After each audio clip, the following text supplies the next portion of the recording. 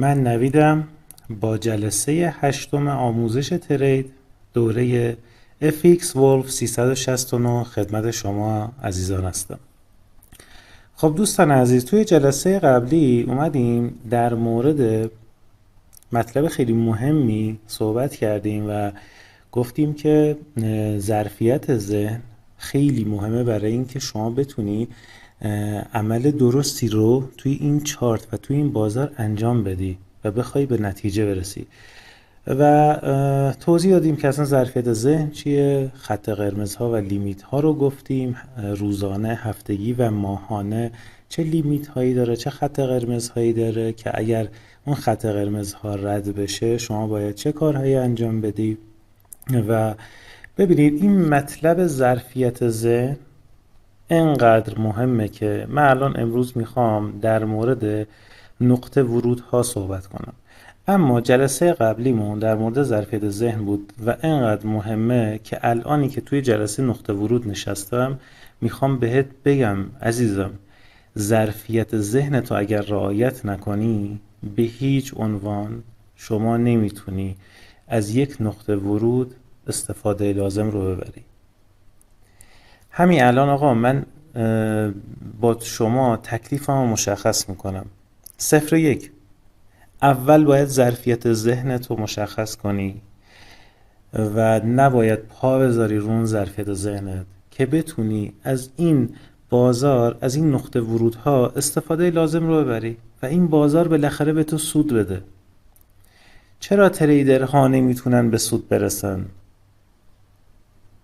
3-4 معامله سودده داره، 1-2 استاپ میخوره. استاپ جزئی از این بازاره. وقتی 1-2 استاپ میخوره ذهنش، روانش به هم میریزه، حجم معاملاتش رو میبره بالا، مدیریت سرمایه رو له میکنه، پا میذاره رو ظرفیت ذهن خودش و وقتی که موس رو کلیک میکنه و یک معامله رو باز میکنه حتی جرأت این رو نداره یه لحظه چشمش از رو مانیتور ورداره، چون بیشتر از ظرفیت ذهنش حجمش رو انتخاب کرده.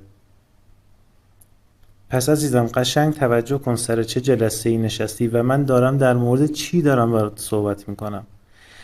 نشستیم که در مورد نقطه ورودها صحبت کنیم، اما تو همین جلسه هم دارم میگم آقا ظرفیت ذهن مهمه. اگر ظرفیت ذهن تو رعایت نکنی هیچ چیزی دیگه با ارزش نیست.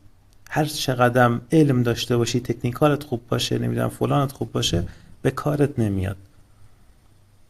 اول ظرفیت ذهن، بعد بیا نقطه ورود پیدا کن و چیزای دیگه. ولی متاسفانه تریدرها که البته از یه لحاظم درسته، شما تا وقتی که یک سیستم معاملاتی قابل اعتمادی برای خودت نداشته باشی نمیتونی مدیریت سرمایه رو رعایت کنی. اینو قبول دارم. خب آقا الان داریم با هم دیگه کار میکنیم که شما نقطه ورود، نقطه خروج، نمیدونم استاپ، فلان، همه اینا رو کاملا یاد بگیری. اما مهمترین مطلب اینه که هیچ وقت ظرفیت ذهن و مدیریت سرمایه رو فراموش نکنی. اول مدیریت سرمایه رو رعایت کن، بعد بر اساس این علمی که داری میای کار میکنی. خب کلا نقطه ورود مثلا از یه بعد دیگه هم بخوام براتون بگم اینه که این مارکت بر اساس این استراتژی ها و این خط و خطوط و اینجور چیزا اصلا کار نمیکنه. اصلا کلا این چیزایی که تکنیکال و فاند و اینا اصلا بذار کنار. مارکت حقیقتا بر اساس این خط و خطوط ها کار نمیکنه. مارکت فقط همون ظرفیت ذهن و همون مدیریت سرمایه است که برای توضیح دادم. اما ما الان اومدیم که یه سیستمی رو داشته باشیم که از لحاظ روانی و لحاظ اینکه اعتماد به نفسمون همیشه حفظ بشه و اینکه بگیم آقا یه سیستمی داریم و بر اساس اعتماد به این سیستم که حالا تو فوروارد ها و توی گذشته مارکت هم چندین بار تمرین کردیم، الان بهش اعتماد کردیم و به این اعتماد به نفس رسیدیم و چون اعتماد به نفس رو داریم میتونیم یک معامله خوبی داشته باشیم. فقط ما میتونیم درصد بردمون رو یک مقدار بالاتر ببریم. شانسی معامله بزن 50-50 دیگه، یا میره بالا یا میاد پایین، اما بر اساس این علمی که داری و اون حسایی که تو اون لحظه میگیری، میگی آقا من میخوام درصد بردم رو بیارم رو 60%، اما همچنان 40% احتمال داره استاپ بشی. پس اگر تمام موارد رو درست رعایت کنی، شما 60% تو یک پوزیشن احتمال داره برنده بشی، اما 40% احتمال داره استاپ بخوری. ازت خواهش میکنم استاپ جزئی از این بازاره. از استاپ ها نترس، از زمانی بترس که ظرفیت ذهن تو فراموش کنی و پا بذاری روی مدیریت سرمایت.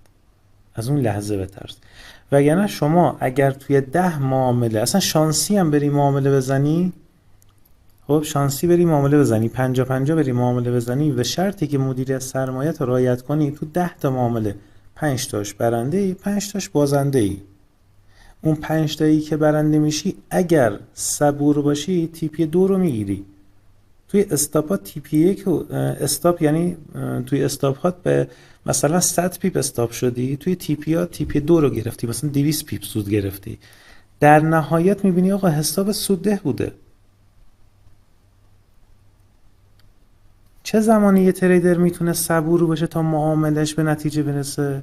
زمانی که فقط و فقط پا نذاره روی ظرفیت ذهنش، اون ظرفیت ذهنش رو رعایت کنه، یک معامله‌ای با یه حجمی باز کنه که اذیت نشه از لحاظ روانی. چون اولین سوالی که یه تریدر باید از خودش بپرسه، بگه آقا من اینجا این معامله رو میخوام باز کنم، چقدر احتمال داره استاپ بشم؟ خب اگر استاپ بشم چقدر به من ضرر وارد میشه؟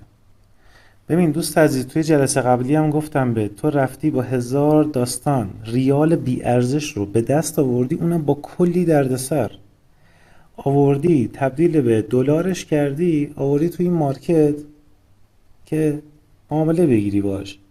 همه میان رویا فروشی میکنن، بهت میگن آقا درآمد دلاری، من بهت میگم ضرر دلاری. اینجا مجموعه‌ای از سودها و ضررهاست که اگر شما بتونی مجموعه سود و ضررها تو بر اساس هم مدیریت سرمایه بالانسی براش داشته باشی، در نهایت مجموعاً سودده میشی. خیلی خب، از این مقدمه گذر میکنیم. فقط به این دلیل من این مقدمه رو گفتم که یادت بمونه مدیریت سرمایه و ظرفیت ذهن خیلی مهمه. میدونم با وجود این همه توضیحات، این همه تأکیدی هم که کردم، یه سری افراد هستن که توجه نمیکنن.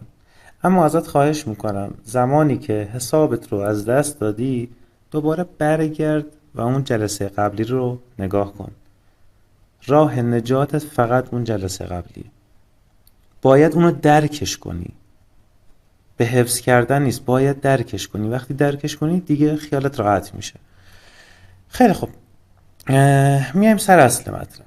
موضوعی که در این جلسه میخوایم در موردش صحبت کنیم اینه که میخوایم نقاط ورود رو پیدا کنیم. ببین دوست عزیز، کلا این مارکت دو تا بعد مهم داره، دو تا بعد اصلی داره. یکیش بعد حرکته، یکیش بعد جریانه. خب بعد حرکت یعنی چی؟ همین که میگن آقا بازار یا تو رنج یا تو اسپایک یا فلان و فلان، اینا بهش میگن بعد حرکتی مارکت که الان توضیح میدم. و بعد جریان هم همون داستان پول‌های هوشمند و اوردر بلاک ها و اف وی جی ها، حالا اونم بعداً سر فرصت بهتون توضیح میدم. خب الان برای اینکه شما متوجه این بعد حرکتی بشی، شماتیکشو الان رسم میکنم که کاملا متوجه بشی. ببین کلا تمام حرکت ها توی این بازار خارج از این 4 حرکت نیستن که الان براتون رسمش میکنم.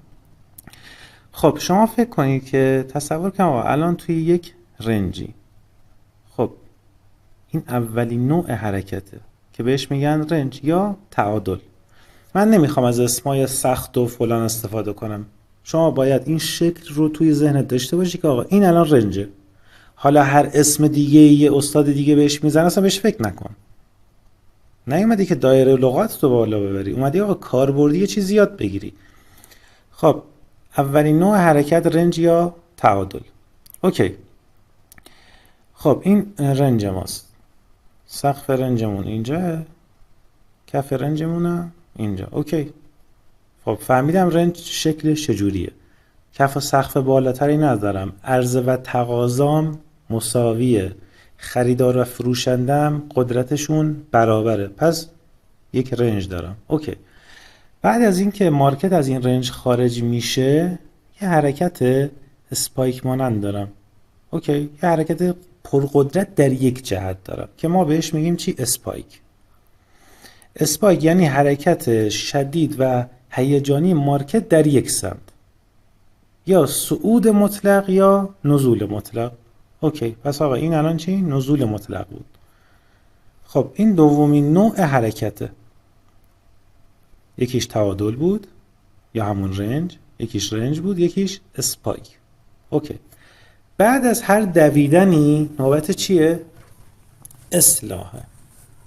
خب اصلاح ما از این نقطه شروع میشه. حالا این اصلاح 23%، 38%، 50%، هر چی از کار باش نداریم، ولی جنس این حرکت بهش چی میگن؟ اصلاح. اوکی.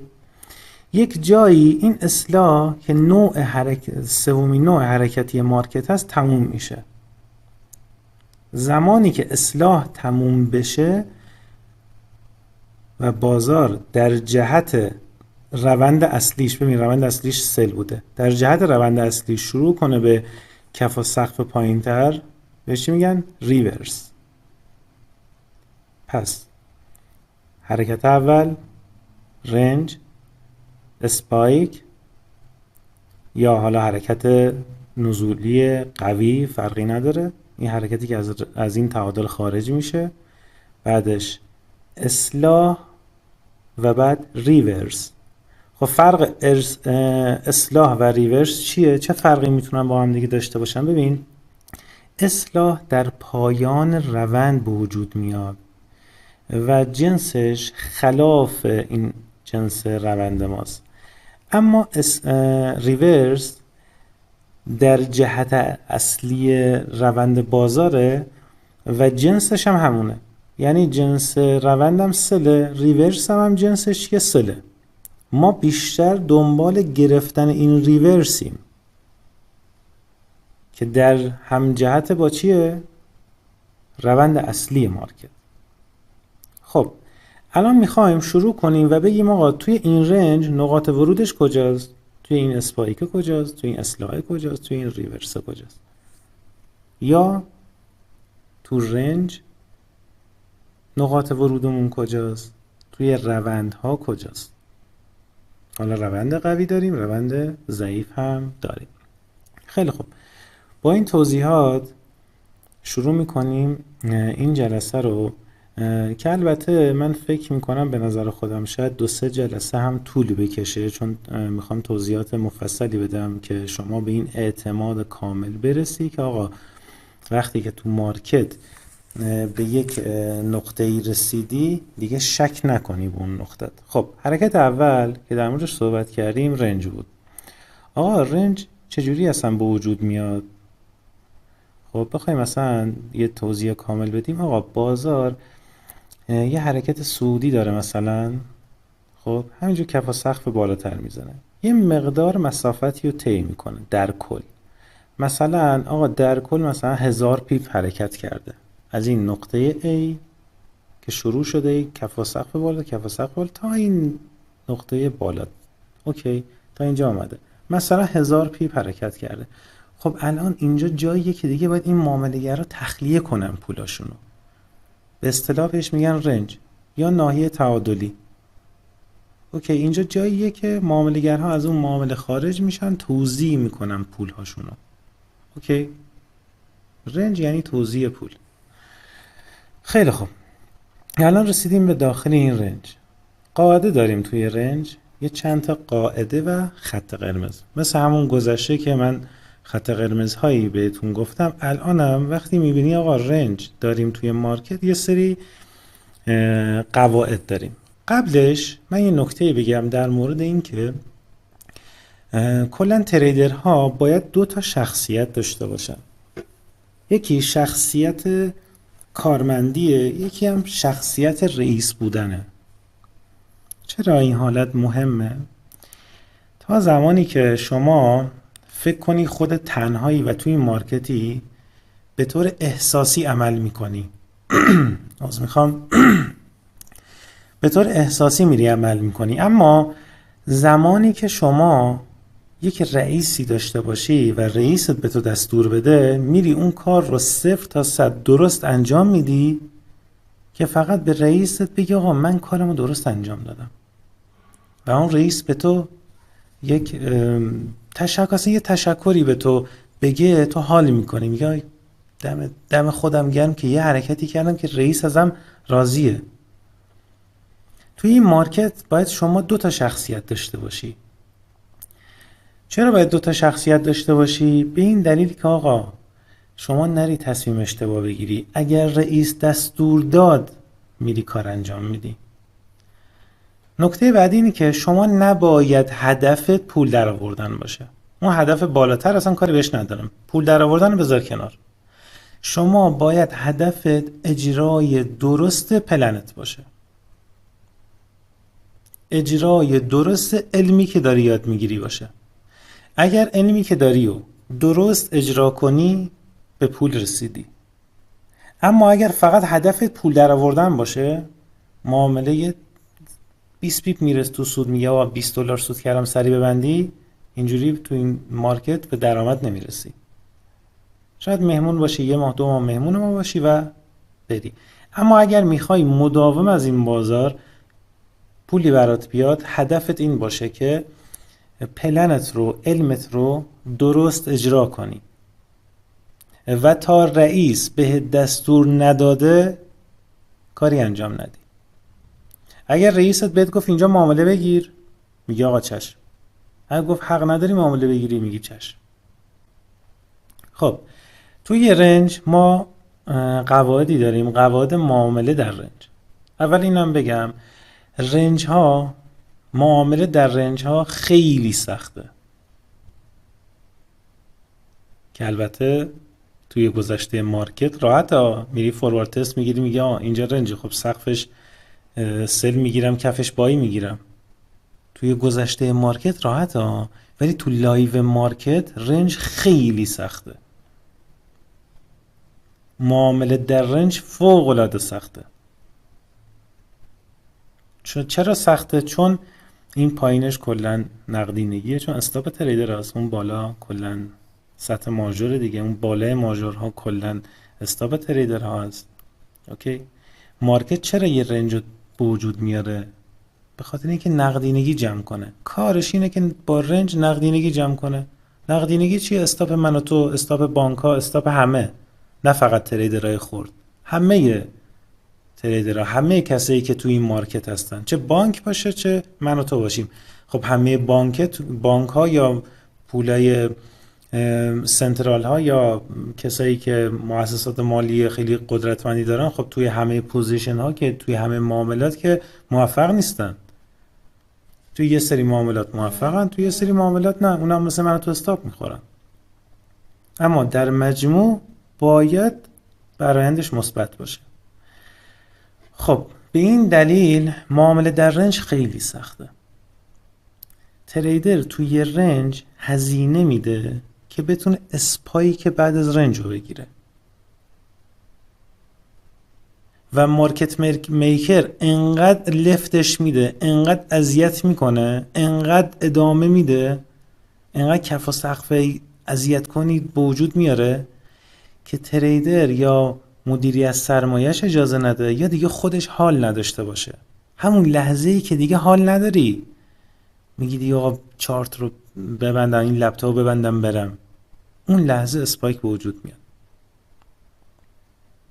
همون لحظه‌ای که چند بار معامله گرفتی، استاپ شدی، اذیت شدی، همون لحظه که دیگه خسته شدی، بعدش اسپایک به وجود میاد.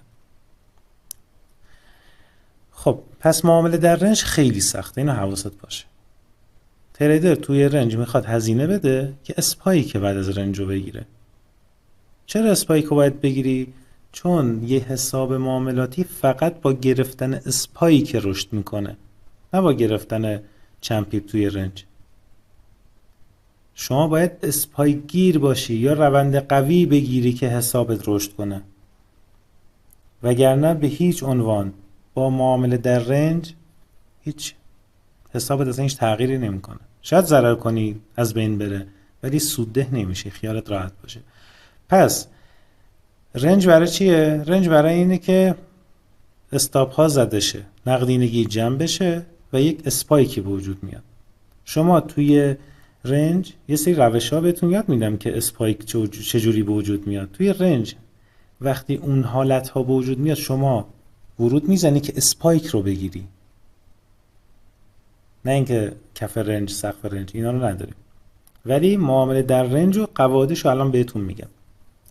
قاعده اول در رنج ها اینه که سقف رنج سلریم، کف رنج بایریم.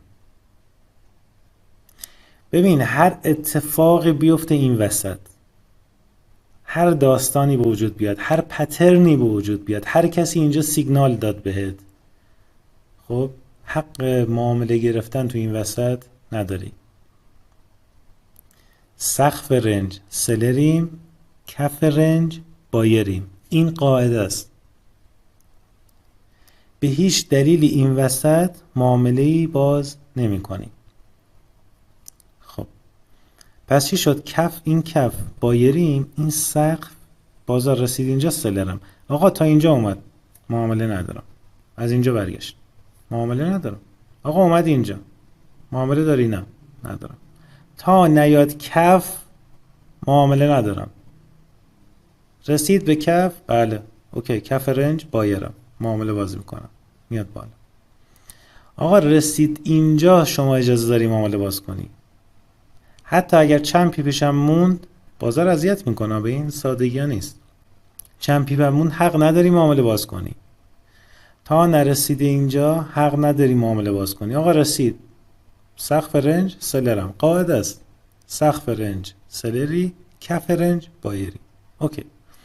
بازار اومد اینجا یه پترن خیلی خوشگل مثلا بهت داد. اوکی، یه پترن مثلا QM خیلی قشنگ بهت داد که تو این تصور رو داشته باشی که آقا الان یه پترن خیلی قشنگ اینجا به من داده و من اینجا میتونم بیام یک معامله بای بگیرم که قاعده چی بود؟ کف رنج تو حق داری معامله بگیری، بای بگیری، نه این وسط ها. اما مارکت میکر میاد این وسط ها نقشه میکشه برای تو، یه کاری میکنه، یه ادایی برات اینجا در میاره که تو رو مجاب کنه یه ورود به معامله داشته باشی. یه پترنی برات اینجا میسازه خوشگل قشنگ که تو بگی آه این یه کف بالاتر داره میزنه که بیا دیگه این سقف رو بشکنه و چی؟ این پترن خوشگلم به من داده، پس دیگه آقا میاد سقف رو میخواد بشکنه، پس همینجا بیام یه بای بگیرم.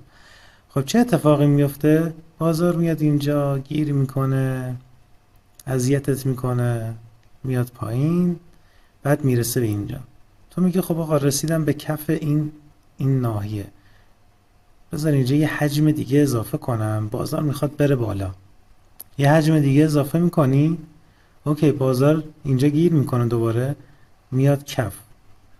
خب بعد تو میگی آقا قاعده چی بود؟ کف رنج بایرم، سقف رنج سلرم دیگه. قاعده این بود، پس من اینجا دیگه اون معاملات هم نمیبندم هیچی، حتی یک معامله دیگه هم باز میکنم اینجا، یه معامله اینجا هم باز میکنی. پس یک معامله اینجا داشتی، یه دونه اینجا داشتی، اینم سومین معامله‌ای که باز کردی. کف رنج دیگه، پس کف رنج بایرم. اوکی، رسید اینجا، بازار میاد یه ذره اینجا اذیت میکنه. شانس بد تو، حالا بعد از 3-4 ساعت که تو این معاملات اشتباه هم گیر کردی، از شانس بدت میاد اینجا این کف رو میشکنه و حرکتش رو به پایین شروع میشه. اگر شما یک تریدر حالا چند وقت این بازار رو شناخته باشی و یه سری تجربیات داشته باشی و یه تریدر قانونمند باشی، بازار وقتی این حرکت رو میکنه، میاد اینجا رو میشکنه، استاپات رو میزنه، تموم. استاپات زده میشه و معامله تمام شد. 3 تا معامله مثلا 1% داشتی، کلا 3% ضرر کردی. اوکی، 3-4% نهایتا 5% ضرر کردی. ولی اگر یه تریدر بی تجربه ای باشی، میگی آقا این بازار میخواد چون ذهنت از اینجا هی داره میگه بایره، با این رنج یه جوری با ذهنتو کار میکنه که تو دیگه اصلا این سل ها رو نبینی، هی میگی الان از اینجا میاد بالا، از اینجا میاد بالا، از اینجا میاد بالا. اوکی، پس استاپاتو حذف میکنی. وقتی استاپاتو حذف کردی، پا گذاشتی رو مدیریت سرمایت، ظرفیت ذهن، یادته چی توضیحاتی بهت دادم؟ ظرفیت ذهن لیمیت روزت 5% بود دیگه، تو این معاملات 5% خورده شد دیگه، ذهنت دیگه کار نمیکنه. یه کودک رو بیاری اینجا بهتر میتونه عمل کنه تا هر کسی که پاشو بذاره روی ظرفیت ذهنش. خب اینجا دوباره میاد به دنبال بای میگرده و بازار کف و سقف پایین تر میزنه، اینقدر میاد پایین تا حساب شما 50%، چه میدونم اصلا شاید کل حسابت هم از دست بدی، ولی یه درودان حسابی و خوشگل بهت میزنه. بازار میاد اینجا، تو میگی ای بابا این همه سل، خب بیام سل بگیرم. جایی که میخوای سل بگیری بازار دوباره برمیگرده بالا. این بازار یه روز دو روز نیست که درست شده، این بازار بیشتر از 100 سال داره کار میکنه و میدونه چجوری با روان تو کار بکنه، میدونه چجوری الان ذهن تو داره چه چیزی رو قبول میکنه، بر اساس اون ذهنیت تو این کندل ها ساخته میشه. پس آقا یادت باشه معامله در رنج خیلی خیلی سخته. قاعده ای که داریم اینه: کف رنج بایریم، سقف رنج سلریم. هر اتفاقی اینجا افتاد حق معامله گرفتن نداری. سقف سل، کف بای. اوکی، خب این از این. قاعده اول آقا یاد گرفتم. قاعده دوم چیه؟ قاعده دومی که داریم اینه که شما باید روند این قاعده سومه. قاعده سوم اینه که روند قبل از رنج رو باید بدونی. خب روند قبل از رنج ما اینجا مثلا سعودیه. آقا اصلا 1 ماه بازار رنجه، 2 ماه رنجه، 5 ماه رنجه. روند قبلش مهمه. چرا روند قبلش مهمه؟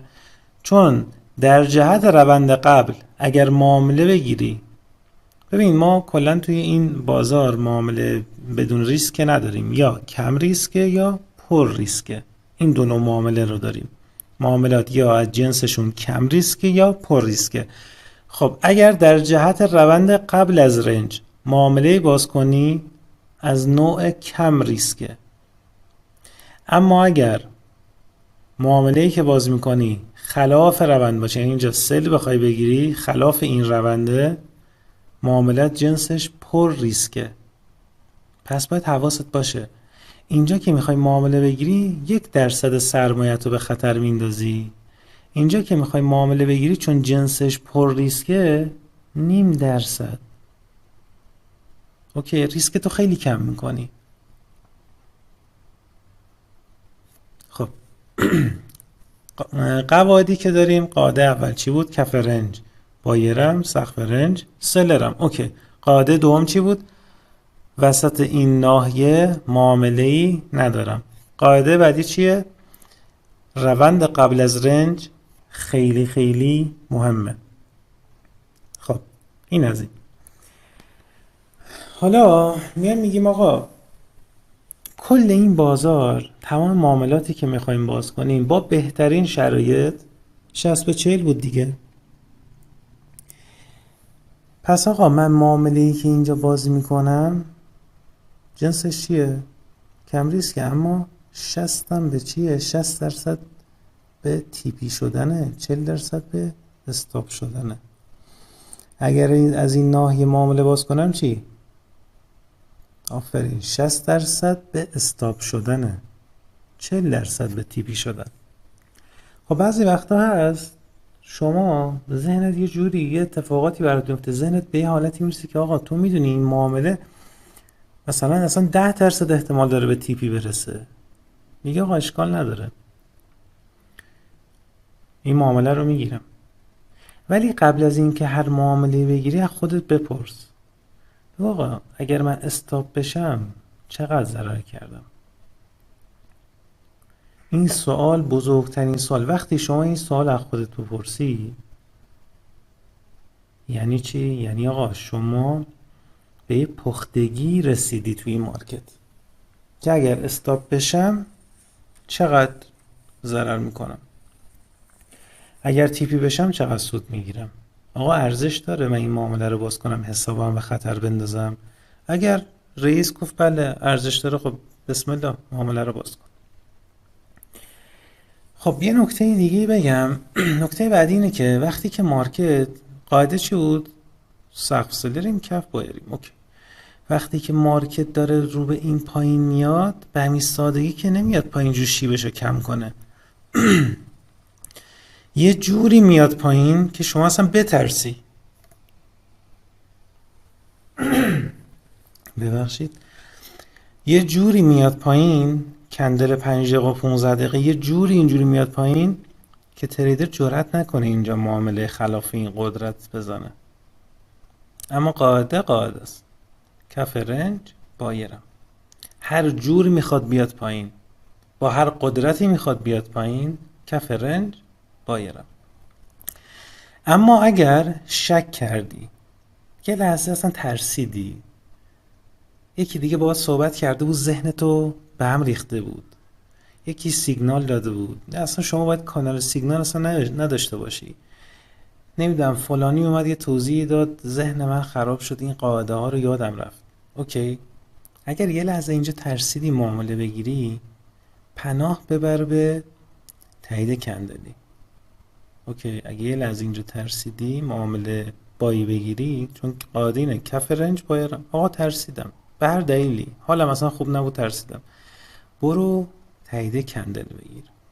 تایید کندل چند مدل داریم آقا. تایید اینگولف داریم که البته قبلش هم اینم بگم بهت، وقتی که تریدر اینجا صبر کنه بخواد تاییدیه بگیره، یه دفعه میبینه بازار اومده اینجا تاییدیه داد بهت دیگه، انقدر از دست دادی، تاییدیه گرفتی. چون وقتی تاییدیه میگیری یه مقدار سود رو از دست میدی. خب تاییدیه گرفتی، بازار تا اینجا اومده، اینجا بعد تاییدیت میخوای معامله بگیری. خب بعد چه اتفاقی میفته؟ کنار مانیتورت سمت راست پایین همش قرمز میبینی، عددایی که داری میبینی همش قرمز اون پایین، چون معامله‌ای که اینجا باز کردی اومده تو ضرر. اما بالاخره چون با تاییدی بود و کف رنج بود، احتمال زیاد 60% احتمال بالاخره به این سقف برسه. اما لحاظ روانی یه جوریه که چون مثلا نیم ساعت یه ساعت ضرر دیدی، قرمز دیدی، چارت رو تو ضرر بودی، همین که یه ذره میاد تو سود، استاپتو تریل میکنی یا سریع معامله رو میبندی، میگی آخه راحت شدم این معامله، ولی بازار میاد به تیپیت هم میرسه. پس آقا اگر تاییدیه بگیری یک مقدار سود رو از دست میدی. ببین قاعده چقدر قاعده درستی بود. کف رنج بایرم، سقف رنج سلرم. حالا اگر خواستی تاییدیه ببینی، اینا بعدای روانشناسی داره که میگم آقا سقف رنج سلرم، کف رنج بایرم. علاوه روانشناسی هم خوبه. شما اینجا وقتی بای بگیری معامله یه ذره میره بالا، خب رفتی تو سود دیگه، خیالت راحت میشه. بیشتر عدد رنگ سبز میبینی کنار مانیتورت معامله‌ای که باز کردی. اوکی. ولی وقتی با تاییدیه اینا وارد بشی یه ذره داستانات فرق میکنه. حالا توی رنج ها چه تاییدیه این مناسبه؟ این وقتی تاییدیه این گلف بگیری، بازار تا اینجا اومده، یه مقدار خیلی از سود از دست دادی. ولی وقتی تاییدیه شادو دان ببینی یا شادو آپ، بهتره. وقتی بازار برسه به سقف که شادو آپ میبینی، وقتی که بیاد به کف شادو دان میبینی. اوکی. خب چند تا شادو ببینم؟ دو تا کندل مثلا 5 دقیقه یا 15 دقیقه که من توصیه میکنم 15 دقیقه باشه. 2 تا کندل 15 دقیقه شادو دان اینجا ببینی که بدنه خیلی کوچیک داره و شادو خیلی بلند. 2 تا ببینی. بعد از اون به خودت میگه آقا معامله‌گرها تصمیمشون رو عوض کردن، چون اون شادوهایی که میبینی تصمیمه. هنوز اجرا نشده که. دقت کردی میگن آقا شادو، یه کندل با شادو بلند ببین بعد این گلف هم ببین، تاییدیه اون سیگنال هم ببین، تاییدیهش همون این گلف بغلشه دیگه. این شادوه تصمیم معامله